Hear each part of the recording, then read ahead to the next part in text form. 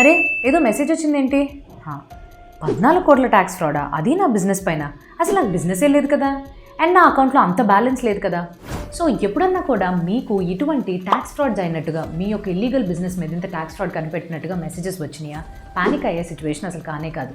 ఈ మధ్యన స్కామర్స్ మీ యొక్క పాన్ కార్డ్ యొక్క డీటెయిల్స్ని ఫేక్ జాబ్ ప్రొఫైల్స్ ద్వారానో, ఈ పోర్టల్స్ ద్వారానో, ఎక్కడికక్కడ మీరు కానీ డీటెయిల్స్ని డిస్క్లోజ్ చేస్తే మీ పాన్ నెంబర్ని తీసుకుని వెంటనే ఆ పాన్ నెంబర్ మీద ఏదో ఒక ఇల్లీగల్ బిజినెస్ని రిజిస్టర్ చేసి ట్యాక్స్ ఫ్రాడ్స్ని చేస్తున్నారు.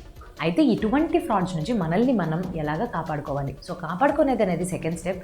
మొట్టమొదటి అయితే అసలు ఫ్రాడ్స్ జరుగుతున్నాయా లేదా అని తెలుసుకోవాలి. సో దీనికి గలది మీరు 2 స్టెప్స్ చేయాల్సి ఉంటుంది. ఫస్ట్ జిఎస్టీ పోర్టల్లోకి వెళ్ళి సర్చ్ ట్యాక్స్ పేయర్ ఆప్షన్ని క్లిక్ చేసుకుని అక్కడ మీ పాన్ కార్డ్ యొక్క నంబర్ ఇచ్చి దీనిపైన ఎటువంటి ట్రాన్సాక్షన్స్ అన్నా ఆర్ ఎటువంటి ఫ్రాడ్స్ అయినా కమిట్ అయినాయా లేదా అనే దానికి మీరు చెక్ చేసుకునే ఆప్షన్ లభిస్తుంది.